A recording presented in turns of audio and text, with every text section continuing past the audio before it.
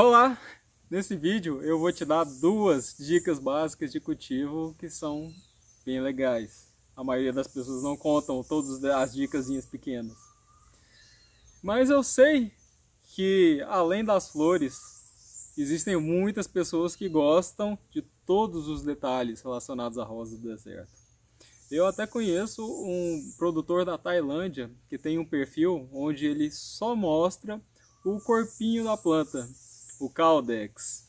Ele mostra Caudex de tudo quanto é formato, tamanho, cor, estilo, estrutura, manejos diferentes, raiz aberta, é um monte de detalhe que ele consegue mostrar só relacionado ao Caudex.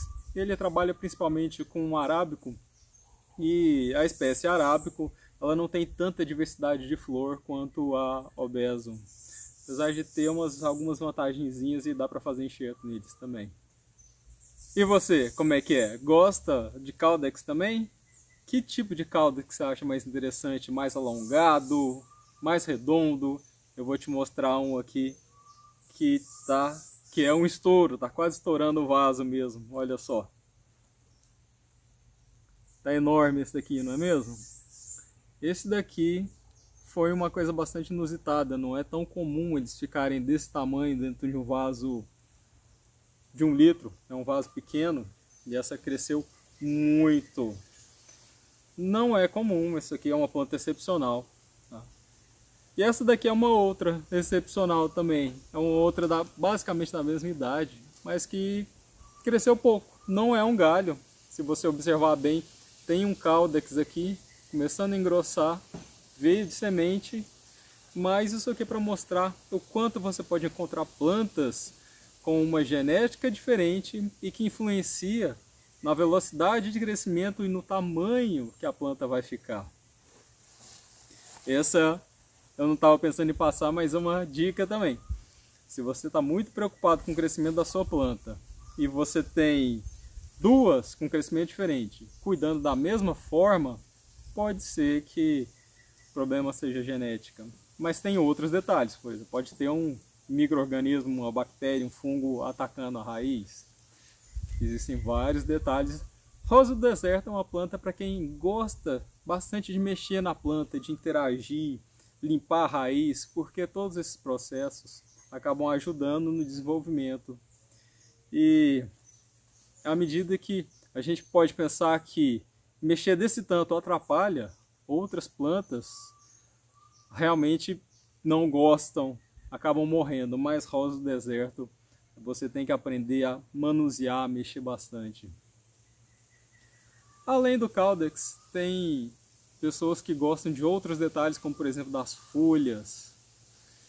E em rosa do deserto você também vai encontrar folhas de diversos formatos, tamanhos, textura, cor. Tem alguma folha que tem uma coloração muito vermelha e não é doença, é natural. E eu vou te mostrar dois exemplos bastante extremos aqui. Olha só essa planta aqui. Ela tem um monte de ramificação, um monte de galho. É natural, nunca foi podado. E as folhas são pequenas. Principalmente se comparar com essa outra. Olha só o tanto que essa outra tem folha grande. Eu trouxe essa daqui só para exemplificar mesmo, ela tá com umas manchas. E eu falei que eram duas dicas, né? Vou acabar dando um monte de dica nesse vídeo. Isso aqui foi a aplicação de um produto para combater, ela tava com um pouquinho de cochonilha. E é um produto caseiro, em geral não faz mal para as plantas nem para a gente. Era uma solução de detergente, mas a gente precisa usar o detergente neutro. E na hora certa do dia eu acabei usando um detergente que não era neutro e ainda estava num dia muito quente, com sol muito forte, acabou queimando um pouco as folhas, mas logo ela se recupera, vão sair folhas novas, isso não é um problema para a rosa do deserto, ela se recupera muito rápido. E olha só o detalhezinho, ó. Acabei de colher semente dessa planta aqui.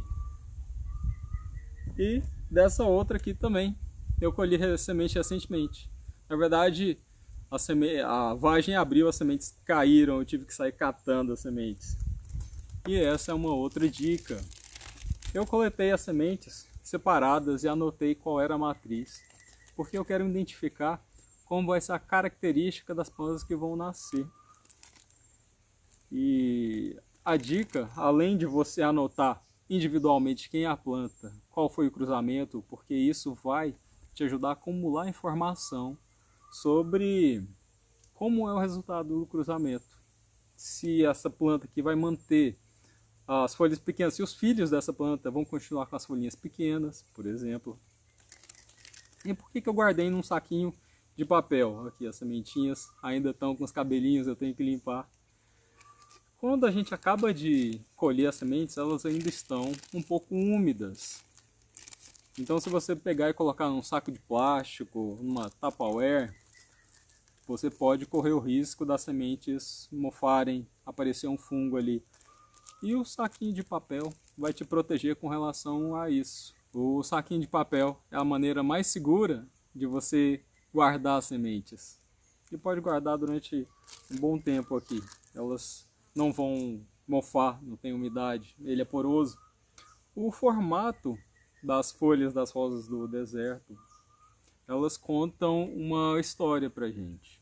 A África é um continente muito grande e tem ambientes diferentes, e justamente por causa desses ambientes, as plantas precisaram se adaptar, se especiar e eventualmente ocorreu um isolamento geográfico. Aí já são detalhes para quem é biólogo, para quem estuda evolução e genética das populações. Mas não precisa preocupar com esses detalhes. Se por acaso tiver algum biólogo aí assistindo, comenta aí, eu gostei da dica. Porque é uma característica, né, de quem estuda muito essas coisas, a gente acaba adquirindo gosto e tendo prazer em estudar esses detalhes. Mas as folhas finas costumam indicar plantas de ambiente mais seco. Elas são mais finas justamente para proteger a planta de perder muita água. Outra característica a gente encontra nas arábicums, aquelas plantas que a gente chama de arábico.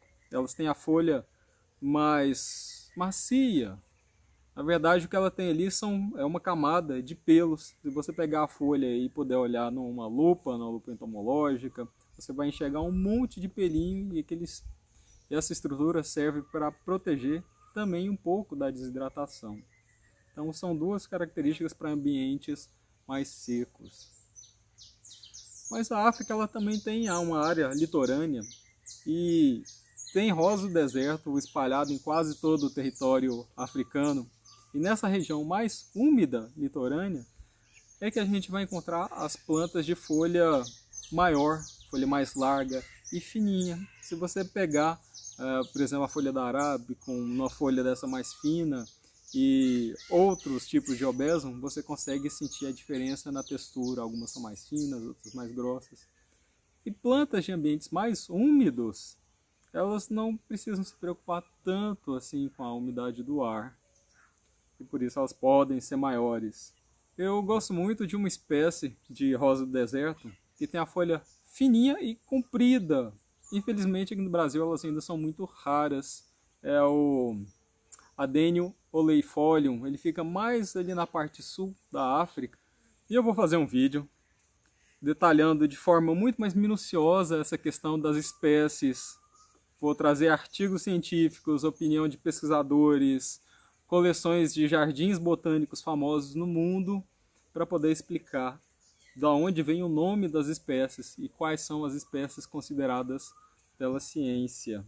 Mas isso vai ficar para um outro vídeo. E as folhas e a estrutura de ramificação dos galhos é aquilo que você vai poder escolher se por acaso chegar em algum lugar que tem rosa do deserto sem flor. Ou eventualmente você olha, é tudo rosa, então você tem que decidir algum detalhe que vai te agradar mais. Algumas pessoas gostam da planta mais alta, eu gosto da planta alta. Outras dela da planta muito ramificada. Outras pessoas preferem o caudex enorme. E você?